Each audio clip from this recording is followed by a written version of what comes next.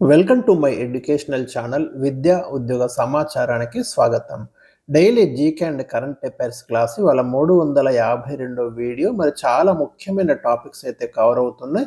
So ఈరోజు కూడా మనకు 2025 November latest current affairs, important current affairs మీకోసం ఇస్తున్నాను. మరి ఇలాంటి డైలీ అప్డేట్స్ కోసం ఛానల్ని సబ్స్క్రైబ్ చేయండి, వీడియోను లైక్ చేయండి. ఇక ఈరోజు క్వశ్చన్ నెంబర్ 1 పాలిటీ సెక్షన్ నుంచి కరెంట్ అఫైర్స్లో, ఒక వ్యక్తిని ఎటువంటి నేరం కింద అరెస్టు చేసినప్పటికీ ఆ వ్యక్తి అరెస్టు గల కారణాలను లిఖితపూర్వకంగా వారికి అర్థమయ్యే భాషలోనే తెలియజేయాలని రీసెంట్గా ఏ కోర్టు తీర్పు ఇచ్చింది? ఇండియాలో ఒక ముఖ్యమైన జడ్జిమెంట్ వచ్చిందండి. జనరల్గా మనకు భారత రాజ్యాంగంలోనే ఈ ప్రావిజన్ ఉంది, ఆర్టికల్ 22 అదే తెలియజేస్తుంది. అయితే ఇంకా రీసెంట్గా కోర్టు కూడా దాన్ని కోట్ చేసింది. మరి ఏ కోర్టు అనేది ఇక్కడ ఇచ్చారు. క్వశ్చన్ అర్థమైంది కదా. రైట్ ఆన్సర్ వచ్చేసి భారత సుప్రీంకోర్టు రీసెంట్గా జడ్జిమెంట్ ఇచ్చిందండి. ఒకవేళ అరెస్టు చేసే సమయంలో అలా తెలియజేయడం సాధ్యం కాకుంటే రిమాండ్ కోసం న్యాయమూర్తి ఎదుట మనకు 24 అవర్స్ లోపల న్యాయమూర్తి ఎదుట నిలబెట్టాలి కదా. అప్పుడు హాజరుపరచడానికి కనీసం 2 గంటల ముందుగానైనా అతన్ని ఎందుకు అరెస్టు చేశారో తెలపాల్సి ఉంటుందని పేర్కొంది. క్వశ్చన్ నెంబర్ 2, భారత రాజ్యాంగంలోని ఏ అధికరణం అంటే ఆర్టికల్ అరెస్టుకు కారణాన్ని సాధ్యమైనంత త్వరగా నిందితుడికి తెలియజేయాలని పేర్కొంటుంది? దీనికి రైట్ ఆన్సర్ వచ్చేసి ఆర్టికల్ 22(1). అంటే ఎవరైనా వ్యక్తిని అరెస్ట్ చేస్తున్నప్పుడు అతను అరెస్ట్ ఎందుకు చేస్తున్నారో రీజన్ అనేది కంపల్సరీ తెలియజేయాల్సి ఉంటుంది. దానికి ప్రొటెక్షన్ ఇస్తుంది ఈ ఆర్టికల్ 22(1) అనేది. Class 1. Question number 3, Ambujnath Bose prize 2025 ఎవరికి ప్రకటించారు?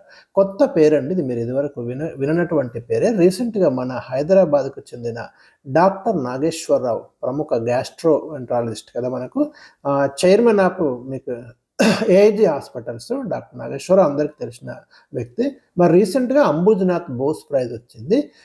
ఈ అవార్డు తీసుకున్న 2వ భారతీయుడు, second Indian to receive this prestigious honour following. అంతకుముందు మనకు 1998లో డాక్టర్ సి గోపాలన్కి వచ్చింది ఈ అవార్డు. ఇంతకీ అవార్డు ఎవరిస్తారంటే the royal college of physicians అని లండన్ వాళ్ళు ఇస్తారన్నట్టు. క్వశ్చన్ నెంబర్ 4, భారతదేశంలో హాకీ శతాబ్ది ఉత్సవాలు ఎప్పుడు నిర్వహించారు? చాలా ఇంపార్టెంట్ అండి. ఇలాంటి సెంటనరీ సెలబ్రేషన్ జరిగినప్పుడు ఖచ్చితంగా గుర్తుంచుకోవాలి. 2025 నవంబర్ 7న మనకు major Dhyan Chand national stadium, Dhyan Chand hockey మాంత్రికుడు, ప్రముఖ హాకీ ప్లేయరు. ఇది న్యూఢిల్లీలో ఉంది. ఈ స్టేడియం కూడా గుర్తుపెట్టుకోండి, చాలా చాలా ఇంపార్టెంట్. క్వశ్చన్ నెంబర్ 5, 2025 నవంబర్లో ఫిలిప్పైన్స్లో సంభవించిన తుఫాన్ ఏది? అంతకుముందు మనకు కల్మేగి తుఫాను కూడా ఇక్కడే సంభవించింది. ఫంగ్ వాంగ్ కూడా రీసెంట్గా వచ్చింది మనకి ఈ ఫిలిప్పైన్స్లో. చాలా టైఫోన్స్, సైక్లోన్స్ ఇలా వచ్చినప్పుడు వాటి పేర్లు గుర్తుంచుకోండి. క్వశ్చన్ నెంబర్ 6, ప్రస్తుతం మన దేశంలో పెట్రోల్లో ఎంత శాతం ఇథనాల్ కలుపుతున్నారు? వెరీ ఇంపార్టెంట్ అండి. 20% ఇథనాల్ అయితే మనం ప్రస్తుతం పెట్రోల్లో కలుపుతున్నాము, గుర్తుపెట్టుకోండి. క్వశ్చన్ నెంబర్ 7, ఢిల్లీలోని ఎర్రకోట గేట్ నెంబర్ 1 మెట్రో స్టేషన్ వద్ద ఇటీవల ఏ తేదీన భారీ పేలుడు జరిగి 9 మంది మరణించారు? ఈ సంఖ్య కొంచెం పెరిగింది, no problem. Date important, place important. ఇలాంటి మేజర్ బ్లాస్టింగ్ జరిగినప్పుడు ఖచ్చితంగా క్వశ్చన్స్ ఉంటున్నాయి. మీరు గతంలో అటాక్స్ చూడండి, ఇప్పుడు తాజ్ హోటల్ మీద, పార్లమెంట్ మీద ఎప్పుడు జరిగింది కంటిన్యూ అడుగుతున్నారు. సో 10th నవంబర్ 2025 మనకు రీసెంట్గా రెడ్ ఫోర్ట్ దగ్గర ఒక బాంబ్ బ్లాస్ట్ జరిగిందండి. డేట్ గుర్తుపెట్టుకోండి, అది ఇన్వెస్టిగేషన్ నడుస్తుంది. క్వశ్చన్ నెంబర్ 8, ప్రముఖ కవి, తెలంగాణ రాష్ట్ర గీతం రచయిత అందశ్రీ ఏ తేదీన కన్నుమూశారు? మోస్ట్ ఇంపార్టెంట్ అండి, ఖచ్చితంగా మనం ఎక్స్పెక్ట్ చేయొచ్చు తెలంగాణ ఎగ్జామ్స్లో. నవంబర్ 10th 2025 మరి అందశ్రీ అయితే కన్నుమూయడం జరిగింది. అందశ్రీ అసలు పేరు ఏమిటి? ఇంకో క్వశ్చన్ ఇచ్చాను కదా, అందే ఎల్లయ్య. ఇక్కడ కూడా ప్రశ్న వస్తుందండి. ఒక సాధారణ వ్యక్తిగా మరి ఉన్నటువంటి అందశ్రీ అసాధారణమైన తన ప్రతిభా పాటవాలతోటి తెలంగాణ రాష్ట్రంలో ప్రముఖ కవిగా ఎమర్జ్ కావడం అనేది జరిగింది. క్వశ్చన్ నెంబర్ 10, అందే ఎల్లయ్యకు అందశ్రీగా నామకరణం చేసింది ఎవరు? ఈ యాంగిల్లో కూడా మనం చూడాలండి.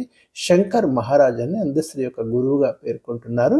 మరి అందే ఎల్లయ్యకు అందశ్రీగా నామకరణం చేయడం జరిగింది. అందశ్రీ ఎక్కడ జన్మించారు? ప్రస్తుతం సిద్దిపేట జిల్లాలో ఉన్న మద్దూరు మండలం రేబర్తి గ్రామంలో జన్మించారు 1961లో. ఇది ఉమ్మడి వరంగల్ జిల్లాలో ఉండేది ఒకప్పుడు.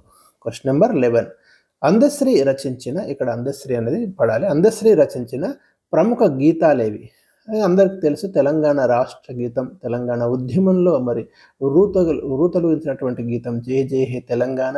అదేవిధంగా మాయమైపోతున్నడమ్మ మనిషి అన్నవాడు, జనజాతరలో మన గీతం, జైబోలో తెలంగాణ, గలగర్జనల జడివాన, కొమ్మ చెక్కితే బొమ్మర అనే ముఖ్యమైనటువంటి పాటలు తెలంగాణలో ప్రతిధ్వనిస్తూనే ఉంటాయి. Question number 12. అందశ్రీ రచించిన జై జై హే తెలంగాణ గీతాన్ని ఎవరికి అంకితం ఇచ్చాడు? ఇది చాలా మందికి తెలియదండి. ఈ గీతాన్ని సరస్వతి అమ్మవారికి అంకితం ఇచ్చాడు. Question number 13. ఏ విశ్వవిద్యాలయం అందశ్రీకి గౌరవ డాక్టరేట్ ప్రకటించింది? తెలంగాణలోని కాకతీయ విశ్వవిద్యాలయం అందశ్రీ యొక్క ప్రతిభను మెచ్చి గౌరవ డాక్టరేట్ని ప్రదానం చేసింది. Question number 14. 1994లో అందశ్రీ వెలువరించిన లలిత గీతాల సంపుటి పేరు ఏమిటి? పాటల పూదోట. ఇవి గుర్తుపెట్టుకోండి, డెఫినెట్గా మనకి క్వశ్చన్స్ వస్తాయి. అదేవిధంగా అందెల సందడి అని ఇంకొక కవితా సంపుటి కూడా రిలీజ్ చేసిండు. నిప్పుల వాగు పుస్తకాన్ని కూడా రాసిండు అందశ్రీ, ఇది కూడా ఇంపార్టెంటే. Question number 15.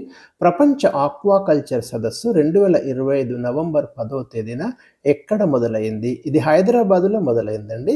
ఆక్వాకల్చర్ అంటే మీకు సముద్ర జీవులకు సంబంధించినటువంటి పెంపకం, చేపలు కావచ్చు, రొయ్యలు, ఇలాంటివన్నీ కూడా దాని పరిధిలోకి వస్తాయి.